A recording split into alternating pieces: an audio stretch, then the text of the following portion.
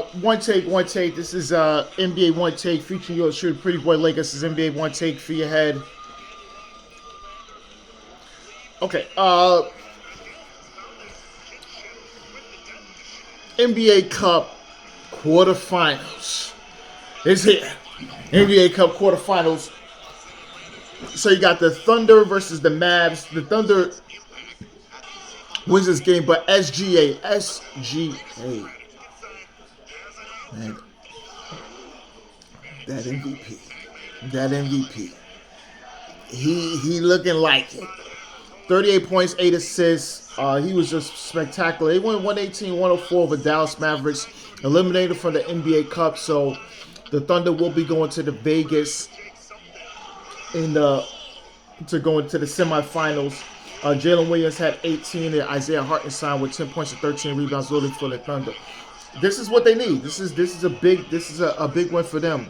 The Mavs was trying, but they wasn't able to do a double in Luka a lot, and he finished with 17-11, or was complaining a lot as well. Kyrie Irving finished with 17. They made it tough for him too. The Thunder's one of the best defensive teams in the league. One of the best, from the wings to the big man, everything. And once they get checked, it's going to be even tougher.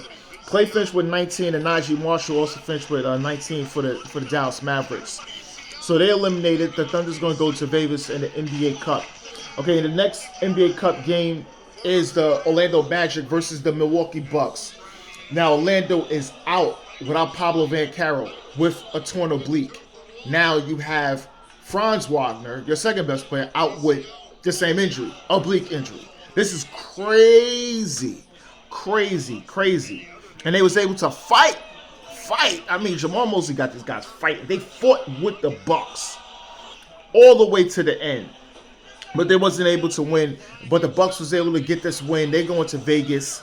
Vegas in the semifinals as they win 114-109. They was led by Giannis Antetokounmpo, who had 37. Damian Lillard had 28 and 9 assists. And Bobby Portis off the bench, still playing well too, man. He had 22 and 10. But Jalen Suggs, man, he's been playing good, and he's knocking down the shots, playing good defensively. He had 32 points, 9 rebounds. But Tate, that big man, he had a big jam over Giannis, finished with 12 points and 14 rebounds. And Anthony Black off the bench had 17, notably for the Magic. Like I said, Bucks going to Vegas. Orlando Magic, their record is still good. They 17 and 10. We don't know the status of when they're going to get their stars back, but the guys are playing very hard and trying to get as much wins as they possibly can until the other guys come back. All right, something I watched. First one is Diplomat Season 2 review. This is on Netflix. This is a really good a good season as well. At the end of season 1, there was a big explosion, which Kate Weiler, husband Hal, and several others was involved in, and also one of the assistants, that guy, the black guy, I forgot his name.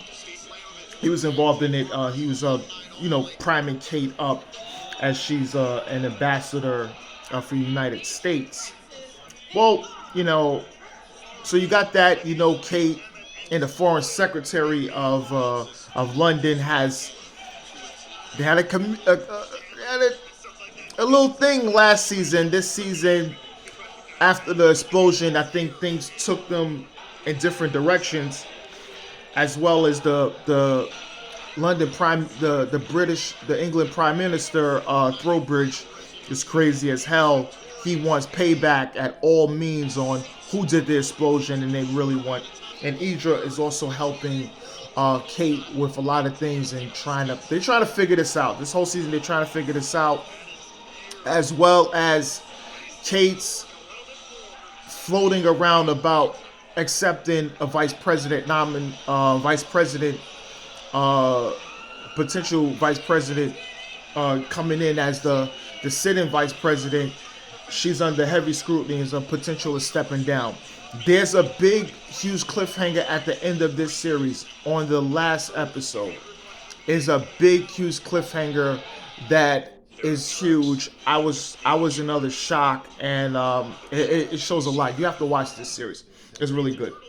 Okay, the next series. This is, I think, one of the best on television. I think you can't. It's gonna be.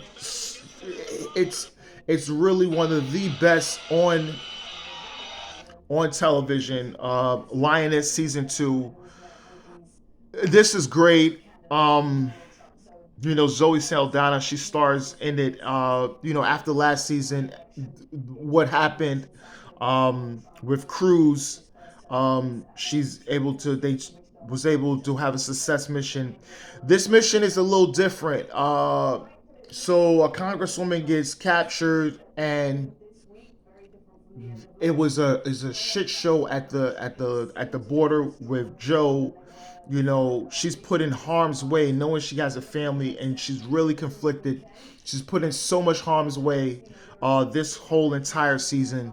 So the bottom line, they need information on why was the congresswoman kidnapped, and that leads to them getting a pilot flying in Iraq to get her, because she has ties to her family with ties to I think Mexican cartels. So we have that dynamic. So Joe has to bring her in, and then Cruz, they recruit Cruz back because she left, and then there was a real tug of war to get her to come back, but then she's aboard, and this is just it's a lot. You got Caitlyn played by Nicole Kidman. Her love for Joe, and trying to have that balance. And then you got Byron, also one of a top a top a top guy when it comes to the government, and also Edwin played by Morgan Freeman. He plays a very top executive as well, and close to the president, and they're trying to really figure things out. And I think on the last episode, I mean, we're talking about one of the all-time great um, thrilling shootouts in television history. This is I'm not saying the caliber of Heat, but this is something close to it. It was insane. It had me watching it. I was messed up because I don't know what the hell I expect, what I'm seeing. The realism of it. You always have shootouts and things like that, but this one was just at its best. The communication, all these things that's happened. This was insane. It was insane. And that last episode, we know it's going to be definitely a season 3. This is carrying over. This is not like season 1 ended. This is season 2 is going to carry over almost as a continuation, because what happened there is far from over. It's far from over, and it's a lot going on. That shootout was insane. That shootout was insane. Okay, but this is NBA One Takes Pretty Boy Laker, and I am out.